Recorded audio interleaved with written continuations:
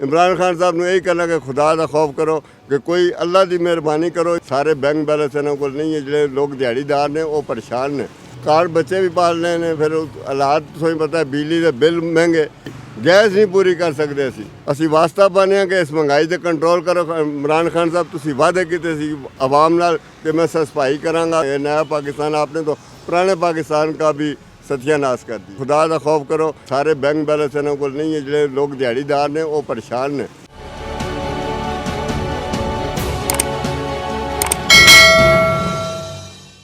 अस्सलाम वालेकुम। वालेकुम अस्सलाम। भाईजान टैक्सी खाली है? खाली है सर। सुपर मार्केट जाना किन्ने के पैसे लैसो? यही कोई 50 60 70 रुपए ले लो जी, और जेड़े कोई दे दे। बहुत थोड़े नहीं तुसी किराया रखिया? बस जी माध्यम सवारी अच्छी दे देंदी, गरीब लोग होंदे ने वो घट देने घट ले लेने, अमीर लोग होंदे ने ज्यादा दे देने ज्यादा ले लेने। लेकिन बाज़ दफा ते तुसी इतना इतना किराया मंगदे हो कि वो सवारी भी छोड़ जांदे हो। सारे टैक्सी वाले नहीं है इस तरह, जेड़े गरीब लोग होंदे ने, मजदूर लोग होंदे ने, वो जेड़ी सवारी आंदी चाहने। के नाम तुहाडा? मकसूद जी। मकसूद साहब, ये गड्डी तुहाडी बहुत पुरानी है, कोई टायर वीजे ते सुपर मार्केट तक पहुंच जासी? सर पहुंचेगी, एक पुराने सेकंड हैंड टायर लैके, नवे टायर बहुत महंगे हो गए ने, तो सेकंड हैंड लैके चाड़ते रहने 1000 1200, एक फटिया दूआ चाड़िया, ऐसे ही बहुत गुजारा। दिहाड़ बन जाती है? दिहाड़ सर बनती है, लेकिन बड़ी मुश्किल नाल बन रही है। जरा 1000 1200 रुपये दिहाड़ बन जाती है, लेकिन मुश्किल थोड़ा पेश आ रहा है जरा महंगाई की वजह। के वजह दिहाड़ घट क्यों गई है? पहले तो 2 2500 3000 रुपये बन जाते सन।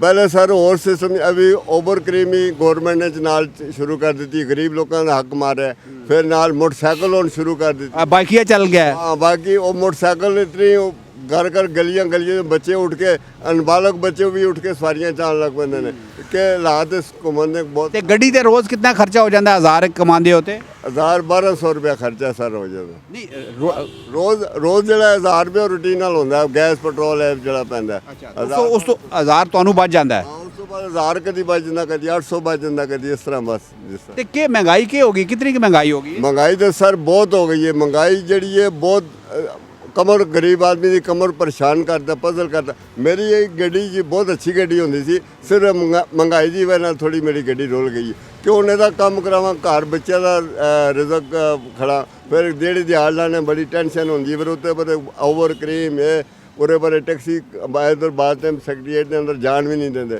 देखो लो आम गड्डी चली जाती, टैक्सी नहीं जाते। फिर रोडा तुहानू पता है, वो फिर बधाई दी रोड इतनी टुटी पई है, ना वो ठीक कराते हैं ना कोई, वो रोड इतनी खराब है, अस फिर के जाने, रस्ते बंद होंगे, फिर के चक्कर लाते, अब खर्चा ज़्यादा पै जाता। अच्छा, के तुसी इमरान खान नू के कहना चाहते हो?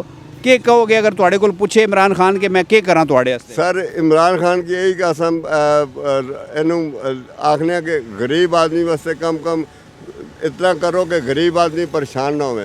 इमरान खान साहब की सर गवर्नमेंट जदों की आई है, गरीब आदमी पजल हो चुका है।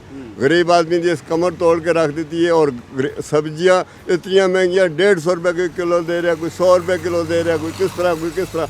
सब्जियां भी बहुत महंगियाँ, दालां महंगियाँ, चीनी महंगी। चीनी देखो पहले नवाज शरीफ के दौर भी सस्ती मिलती सी, तो कौन चीनी है ट्रिपल हुण 100 तो उत्ते चली गई चीनी। तो फिर तुसें पता डालडा जो डब्बा 750 का मिलता सी, इस टाइम 1450 का 1350 का मिल रहा है 5 किलो वाला।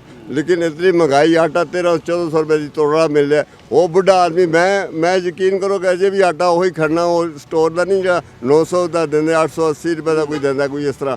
वो मैं खड़ना बुढ़ा बंदा वो खा नहीं सकता, जिसे दाना हो इतने मुश्किल हो गए।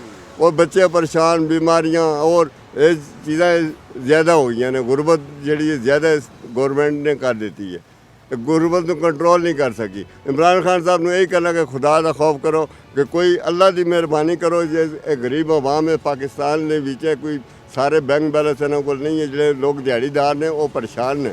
ते 14 घंटे तुसी गड्डी चलाते हो, थकते नहीं हो? सर थकने फिर क्या करिए, मजबूरी। और मेरा बुढ़ा बंदा 60 साल तो उत्ते मेरी उम्र है, लेकिन मेरा आराम का दिन है, लेकिन कार बच्चे भी पालने ने, फिर हालात तुसें पता है बिजली के बिल महंगे।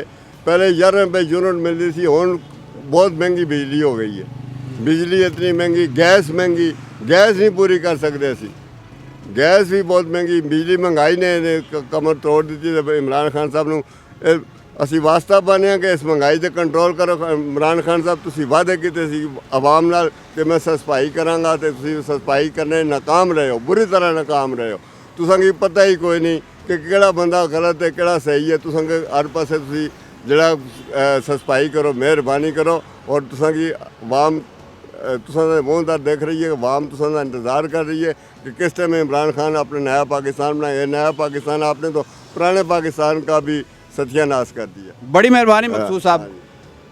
जी नाजरीन, हमारा मकसद ऐसे लोगों से इंटरव्यू करने का ये होता है कि एक तो हम हुकूमत वक्त को ये बताएं कि लोग उनके बारे में क्या सोचते हैं, दूसरा उन बासर और बाख्तियार लोगों को बताएं कि वो किस तरीके से इन लोगों की दादरसी कर सकते हैं, और तीसरी बात ये भी है कि जो लोग मुहैया हज़रात हैं वो जब ऐसी गाड़ियों में बैठें तो इनका थोड़ा ख्याल रखा करें। जब ऐसी छोटी दुकान से, छोटे खोखे से कोई चीज़ ख़रीदें तो उनका ख्याल रखें, ताकि उनके 1-1 रुपये, 2-2 रुपये या 5-5 रुपये से थोड़ी सी इनके लिए आसानियाँ पैदा हो जाएं। अपना बहुत सारा ख्याल रखें। हमारा चैनल सब्सक्राइब करें, इसे लाइक करें, शेयर करें।